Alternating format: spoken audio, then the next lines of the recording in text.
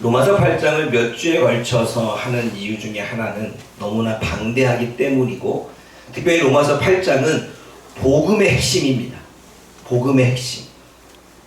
바울이 전하는 이 구원에 대해 너무나 잘 말해주고 있습니다. 우리가 볼 때는 좀 어렵고 복잡하지만 바울이 전하는 이 복음의 핵심을 너무나 잘 설명해주고 있고, 그 구원의 은혜가 얼마나 큰지를 알려주고 있습니다. 그래서 구원의 참가라기도 하고 또는 구원의 확신이라고도 이 이야기를 하고 있습니다. 바울에게 구원은 한마디로 뭐냐라고 말할 때, 바울에게 구원은 하나님 사랑, 예수님 사랑, 성령님 사랑, 이게 구원이라고 말합니다. 그래서 로마서 8장을 보면 예수님이 하신 일, 하나님이 하신 일, 성령님이 하신 일, 그것은 영혼을 구원하기 위한 그분의 사랑이다 라고 바울은 표현하고 있죠.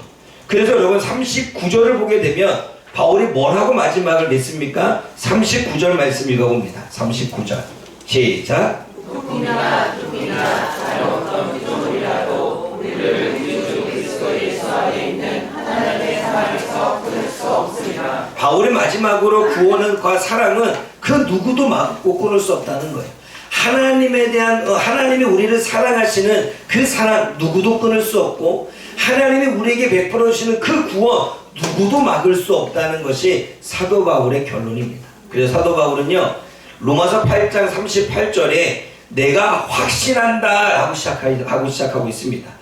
38절 8절 읽어봅니다. 시작. 내가 확신하노니 사랑하나 은총이나 천사들이나 불사들이나 하늘이나 정글이나 내가 확신한다 라고 바울은 지금 확신을 이야기하는데 무엇을 확신하고 있을까요? 바울은 도대체 뭘 확신하며 선포하고 있을까요? 그것은 자신에게 일어난 구원, 그 구원을 확신한다는 거예요. 내 삶에 일어난 구원, 내가 예수님을 믿고 받은 구원, 그 구원을 확신한다는 거예요. 그리고 하나님이 그 구원을 이루기 위해 우리에게 준 사랑, 나는 그 하나님의 사랑을 확신한다는 거예요. 바울은 이 두 가지를 확신하며 우리들에게 말할 수 있습니다. 그리고 자신을 구원하신 하나님의 사랑을 끊을 수 없고, 우리를 구원하신 하나님의 사랑에서 우리를 분리할 수 없다라고 말하는 거죠. 그러면서 38절과 39절에 이야기합니다. 사망이나 생명이라고 해도, 천사들이나 악한 영들이라고 해도, 현재나 미래라고 해도, 높은 것이나 낮은 거라고 해도 그 무엇으로도 하나님의 구원, 하나님의 사랑을 절대로 끊을 수 없다는 것입니다.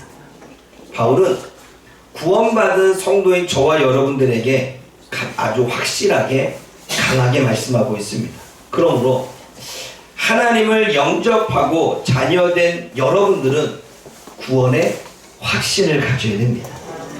또 여러분들을 위해서 구원의 은혜를 주신 그 하나님의 사랑을 확신해야 됩니다. 근데 여러분, 우리가 구원을 확신하고 하나님의 사랑을 확신해야 되는데, 우리가 구원이 흔들리고 때로는 하나님의 사랑이 흔들릴 때가 있습니다. 그럼 그때는 언제입니까? 그건 좀 이따 살펴보겠습니다. 여러분, 구원에는 오늘 본문의 5가지의 단계를 이야기합니다. 구원의 5가지의 단계가 29절과 30절의 이야기입니다. 한번 읽어보겠습니다. 29절 30절 구원의 단계 시작. 하나님이 미래하신 자를 또한 그 아들의 형상을 본받게 하기 위하여 미리 정하셨으니 이는 그로 많은 형제 중에서 하나들이 되게 하려 하심이라. 또 미리 정하신 그들을 또한 부르시고, 부르신 그들을 또한 이롭다 하시고, 그렇다 하신 그들을 또한 영화롭게 하시고. 본문 구원의 단계를 5가지의 동사로 설명합니다. 그 첫 번째가 미리 아심입니다. 이 미리 아신다는 건 처음부터 우리가 하나님의 자녀인 것을 알았다는 거예요. 태초부터 알았다는 거예요. 두 번째 동사는 미리 정하셨다는 겁니다. 하나님이 저와 여러분들을 미리 하나님의 자녀로 정하셨다는 거예요. 예정이라고 말하죠. 또 부르셨다는 것입니다. 예수님 우리를 하나님의 자녀로 미리 아셨고 하나님의 자녀로 미리 정하셨는데 그 하나님의 자녀가 되도록 부르셨다는 것입니다. 초대했다는 것입니다. 하나님을 믿을 수 있도록 인도하셨다는 것입니다. 그게 부르심입니다. 또 의롭다 하셨다고 말합니다. 세상에서 지은 모든 죄를 용서하셨다는 이야기지요. 그리고 영화롭게 하셨다고 말합니다. 이 영화롭게 하셨다는 건 하나님의 형상을 회복시키셨다는 이야기예요. 본래의 모습, 본래의 성품을 회복시키셨다는 것입니다. 여러분, 이게 구원의 5가지 단계입니다. 저와 여러분들 하나님이 미리 아셨고, 그리고 하나님의 자녀로 미리 정하셨고, 그 하나님의 자녀가 되기 위해 환경과 상황을 통해 부르셨고, 그리고 저와 여러분들이 왔을 때 용서해 주셨고, 용서받은 우리가 하나님의 모습과 성품을 닮아가도록 만드셨다는 거예요. 그게 구원의 5가지입니다. 근데 여러분, 이 모든 단어의 구원의 능력을 우린 2가지의 의미를 생각해야 됩니다. 이 모든 단어가 능동태로 되어져 있습니다. 능동태로 되어져 있다는 건 인간의 구원은 하나님이 주도적이었다는 것입니다. 하나님이 주도적으로 하나님이 그 구원을 이끌어 가시는데, 우리를 구원할 수 있는 게 아니고, 우리 주변의 사람들이 우리를 구원할 수 있는 것도 아니고, 돈과 권력과 힘이 우리를 구원할 수 있는 게 아니라, 오직 구원은 하나님의 주도적, 하나님의 주권 아래 이루어지는 거라고 말합니다. 그래서 우리의 구원은 그 누구에게 구원을 얻는 게 아니라 오직 하나님만이 지을 수 있다는 거야. 그런데 또 다른 의미는 과거형입니다. 과거형인데, 하나님이 우리를 구원하신 건 이미 과거에 구원했다는 거예요. 이 말이 뭐냐? 저와 여러분들이 죄인이었을 때 하나님은 구원하셨다는 것입니다. 저와 여러분들이 하나님을 몰랐을 때에도 이미 구원하셨다는 것입니다. 근데 우리가 학벌이 안 되고, 때로는 돈이 없고, 때로는 능력이 없어도 우리를 구원했다는 것입니다. 내 성격에 문제가 있고 내 성품이 온전하지 않아도 주님은 우리를 구원했다는 것입니다. 때로는 우리가 얼굴이 못생기고 또는 내가 공부를 못해도 하나님은 구원했다는 거예요. 이게 무슨 말인지 아십니까? 내가 뭔가 학벌이 있고 능력이 있어서 스펙이 있어서 하나님이 우리를 구원하신 게 아니라, 내가 뭔가 선한 일을 하고 착한 일을 하고 의로운 일을 해서 하나님이 구원하는 게 아니라, 내가 선한 일을 하지 않을 그때에, 내가 의로운 일을 하지 않은 그때에 이미 하나님은 우리를 구원하셨다는 것입니다. 그러니까 하나님의 구원은 우리의 잘하고 못함을 보고 구원하는 게 아니라, 잘하고 못함과 상관없이 이미 구원해 주셨다는 것입니다. 그럼 이게 큰 은혜입니다. 나의 구원이 하나님의 주도성이고, 그리고 내가 온전하지 않아도, 내가 하나님의 뜻대로 살지 못해도 이미 하나님은 우리를 구원하셨다는 것.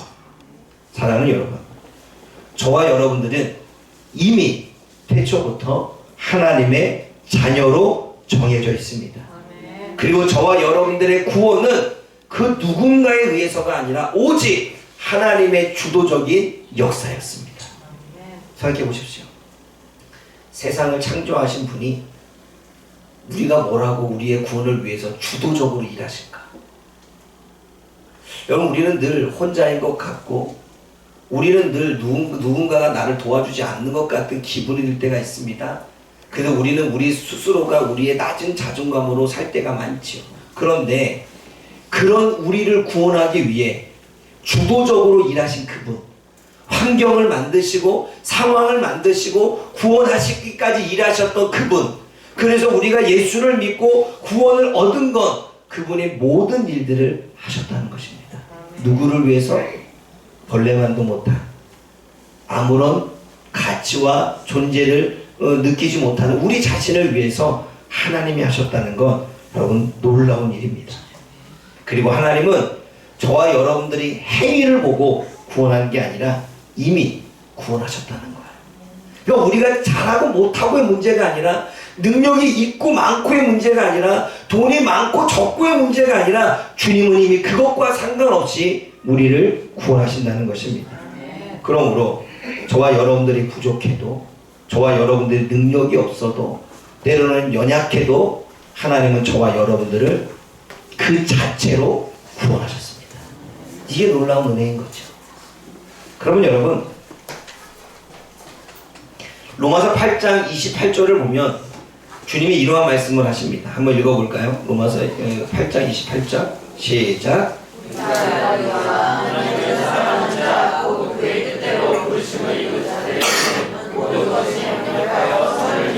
여기서 모든 것이 합력하여 선을 이룬다는 의미가 우리는 너무나도 잘 알아야 됩니다. 모든 것을 합력하여 선을 이룬다는 건 하나님을 사랑하는 자, 하나님의 뜻대로 부르시는 자, 다시 말해 하나님의 자녀와 성도들을 위해 하나님의 모든 것을 합력하여 선을 이루신다는 거죠. 그러면 모든 것을 합력하여 이루시는 선은 뭐냐라는 거죠.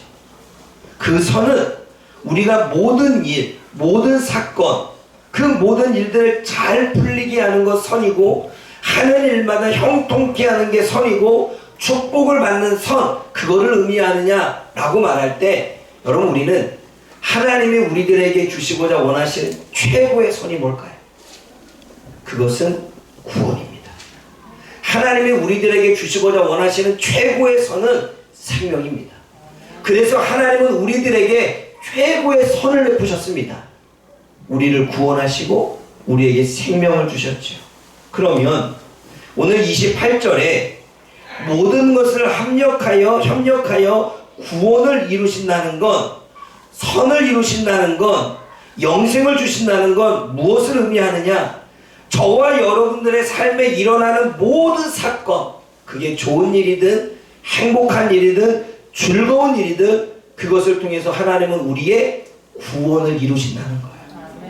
또 저와 여러분들이 때로는 슬픈 일을 겪기도 하고, 아픈 일을 겪기도 하고, 힘든 일을 겪기도 하고, 괴로운 일을 겪기도 합니다. 그런데 그것을 통해서도 하나님은 우리를 구원으로 인도하신다는 거예요.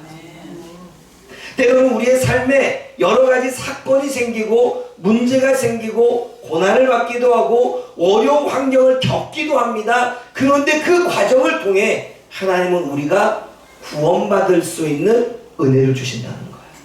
여러분, 그래서 구원받은 사람들을 보면 내가 일이 잘 풀렸을 때 구원을 받은 사람도 있고요. 내가 예수님 믿어야 되겠다. 때로는 고난 가운데, 어려움 가운데 내가 예수를 믿어야 되겠다라는 마음으로 돌아온 사람도 있고요. 때로는 장례식장이나 정말 슬픈 일을 통해서 또 많은 사람들의 그 사랑과 섬김을 통해서 내가 예수님을 믿어야 되겠다라고 돌아온 사람도 있죠. 다시 말해 여기서 말하는 선은 하나님의 세상에 일어나는 모든 일, 좋은 일이든 나쁜 일이든 선한 일이든 안 좋은 일이든 이 모든 것들을 하나님이 통해서 우리의 구원을 이루시는 과정으로 주님이 우리를 이끄신다는 거예요. 그래서 하나님은 최고의 선, 우리를 구원하시고 우리의 영생을 위해서 일하시는 거죠. 그러면 그 하나님은 지금도 우리를 위해서 가장 최고의 선을 보이십니다.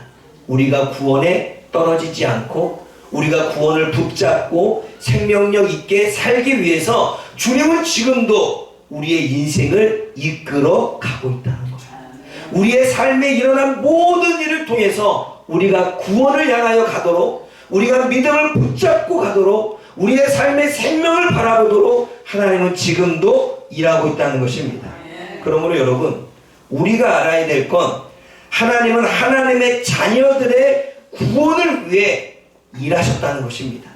그리고 하나님은 지금도 하나님의 자녀들이 하나님의 형상을 회복하는 최고의 선을 갖기 위해 주님께서는 일하고 계시다는 것입니다. 그러므로 오늘 저와 여러분들이 하나님은 나의 삶에 일어나는 모든 일을 통해서 내 구원과 생명을, 그걸 내가 하나님의 형상을 가질 수 있도록 일하고 계셨구나 라는 사실이죠. 사도 바울은 이 비밀을 너무나 알았습니다. 그러니까 내가 확신한다. 하나님이 나를 얼마나 사랑하는지 내가 확신한다. 하나님께서 나를 구원해 주신 거 확신한다. 이야기를 하는 거죠. 근데 여러분, 우리의 구원은 흔들립니다. 그리고 우리의 구원은 때로는 하나님 앞에 받은 어떤 이 사랑도 흔들리죠. 구원이 흔들리고 하나님에 대한 사랑이 흔들리는 이유가 무엇 때문일까요? 마치 사도 바울처럼 이러한 고백을 드려야 되는데 우리는 못 드리지요. 38절을 보면 내가 확신합니다. 나는 하나님의 구원을 확신합니다. 나는 하나님의 사랑을 확신합니다. 하나님이 주도하시는 이 구원은 절대 실패가 없음을 나는 확신합니다. 하나님의 모든 환경을 통해 나를 구원해 주시기 위해 일하고 계심을 나는 확신합니다. 라고 사도 바울이 고백하는데 여러분 이 고백이 우리들의 고백이 되어야 되지 않겠습니까? 그런데 그 구원이 흔들리고 우리가 확신하지 못하는 이유는 세 가지 때문에 그렇습니다. 그 첫째는 의심입니다. 무엇을 의심합니까? 31절 말씀 읽어봅니다. 31절 시작.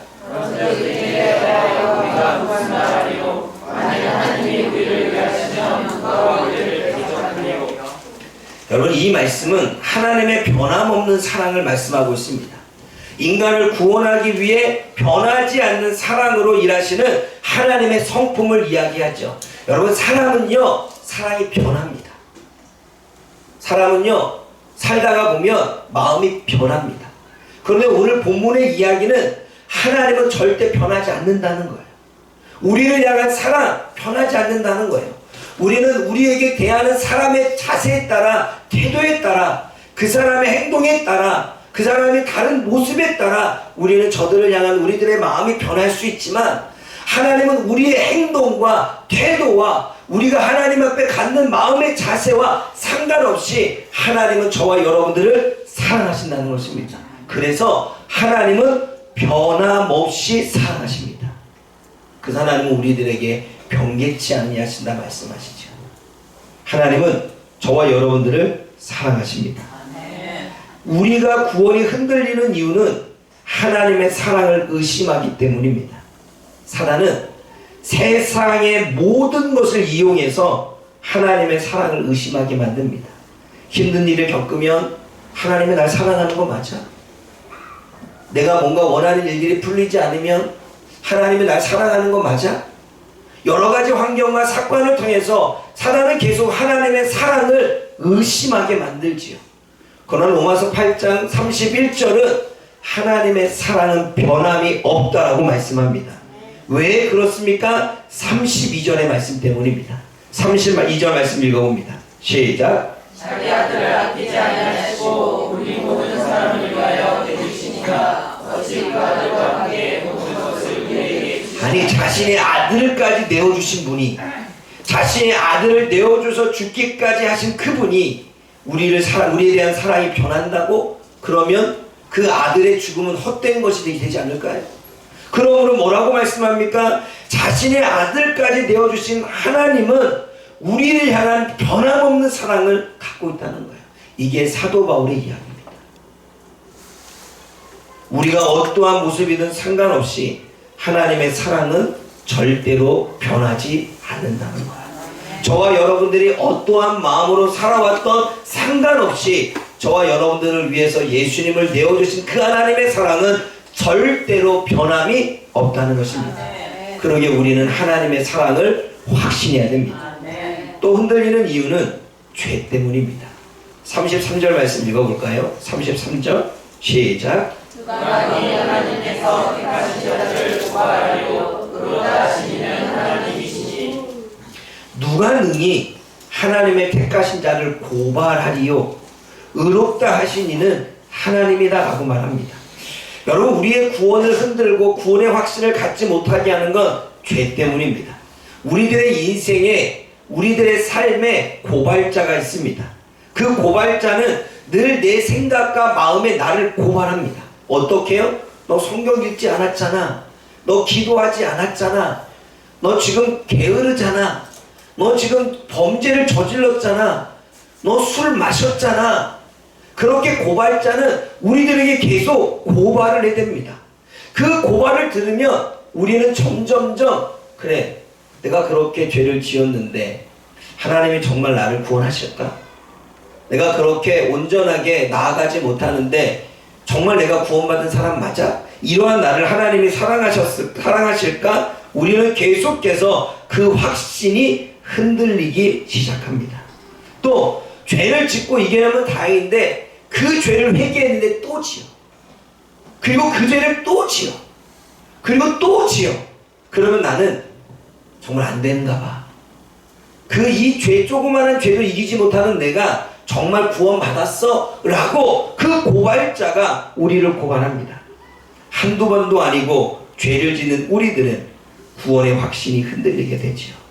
근데 로마서 8장 34절에 뭐라고 말씀합니까? 읽어봅니다.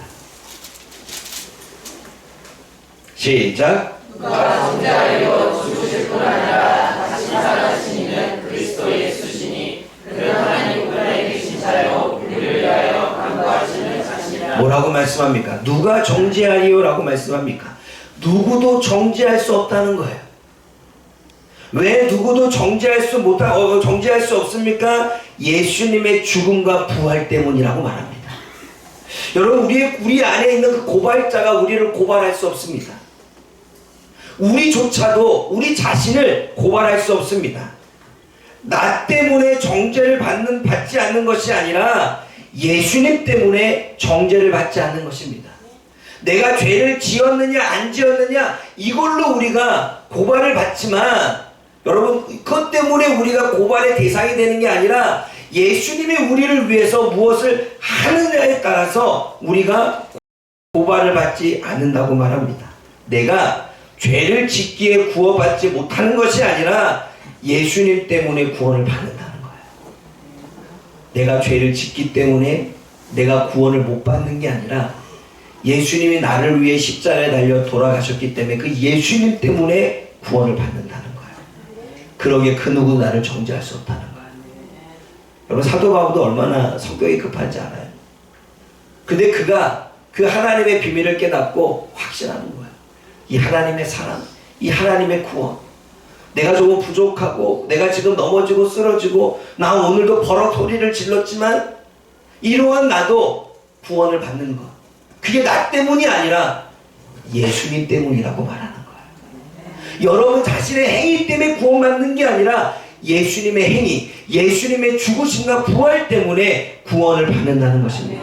그러므로 우리는 절대 내 생각과 마음속에 나를 고발하고 있는 그 고발자의 이야기를 듣지 말아야 됩니다. 주님이 말씀하십니다.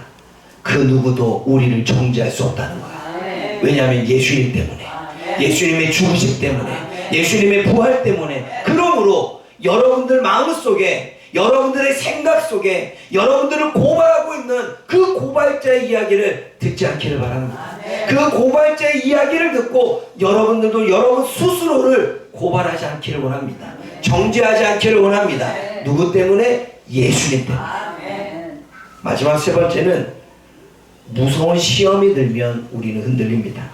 35절과 36절을 읽어봅니다. 35절, 36절 시작. 누가 그를 그리스도의 사랑에서 흔들리고 환난이나 공고나 방해나 기근이나 정신이나 위험이나 가리랴 그럴 때마다 우리가 종의 주를 위하여 중심을 하게 되며 구살당하여 같이 여김을 받았나이다. 35절에 말합니다. 누가 우리를 그리스도의 사랑에서 끊으리요 라고 말하면서 환난이나 공고나 박해나 기근이나 적신이나 위험이나 칼, 인생에 일어나는 여러 가지 삶의 사건들, 고난을 이야기하고 있습니다. 근데 여러분, 지금 이 상황은 이 당시에 실제 상황입니다. 로마의 황제에 의해서 환난과 곤고와 박해와 기근과 적신과 위험을 겪고 있습니다.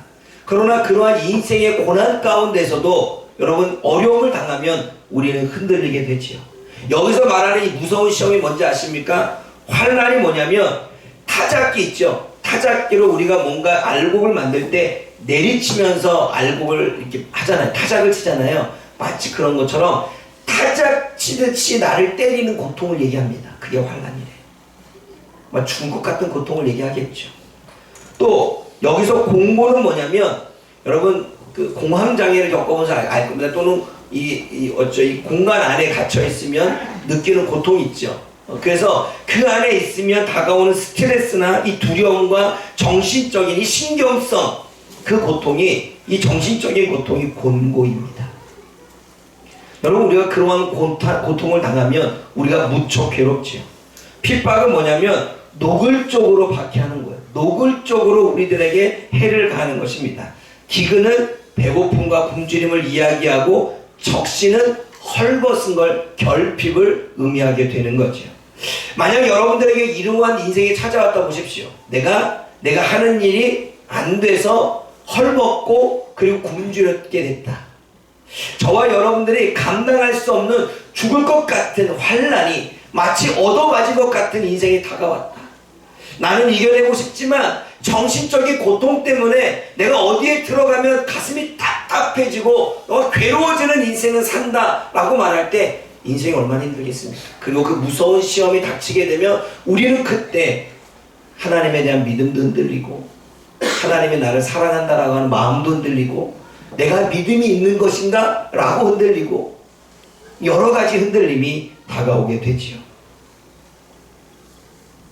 성도는 이러한 불시험, 큰 고난과 가정 가운데 구원의 도전을 받게 되어집니다. 근데 여러분, 로마서 8장 37절에 뭐라고 말씀합니까? 읽어보겠습니다. 시작. 그러나 이 모든 일에 우리를 사랑하시는 이와 말미암아 우리가 넉넉히 이깁니다. 하나님의 사랑 때문에 우리가 그 고난과 그 시험과 그 불시험과 그 어려움 속에서도 넉넉히 이긴다고 말씀합니다. 무엇 때문에? 하나님의 사랑 때문에. 그 사랑 때문에 불시험을 이기고 승리한다고 말씀하고 있습니다. 사랑하는 여러분, 우리가 아무리 의심해도 하나님은 우리를 사랑하시고 구원하십니다. 우리가 죄를 짓고 또 짓고 또 지어도 하나님은 저와 여러분들의 구원을 위해 일하십니다. 우리의 인생에 무거운 시험과 감당하기 어려운 일이 닥쳐와도 하나님의 사랑이 있기에 그 사랑이 우리를 넉넉히 이길 수 있는 힘을 주는 것입니다. 그러므로 사도 바울이 말합니다. 확신하라는 것입니다. 사랑하는 여러분, 새해 첫 2025년도를 시작합니다. 어쩌면 사단은 또다시 고발자로 우리를 무수히 많이 흔들어낼 것입니다. 하나님에 대한 사랑의 확신도, 우리가 받은 구원에 대한 확신도, 그리고 주님이 우리를 위해서 일하시고 있는 그 일하심도 때로는 환경과 상황의 어려움이 물려올 때마다 우리를 힘들게 만들 것입니다. 그때 저와 여러분들이 선포하기를 원합니다. 하나님의 변하지 않는 사랑 확신하기를 원합니다. 저와 여러분들이 구원받았다라고 하는 그 사실 확신하기를 원합니다. 하나님은 저와 여러분들을 동행하며 지금도 넉넉히 이기도록 돕고 있다는 사실을 확신하기 바랍니다.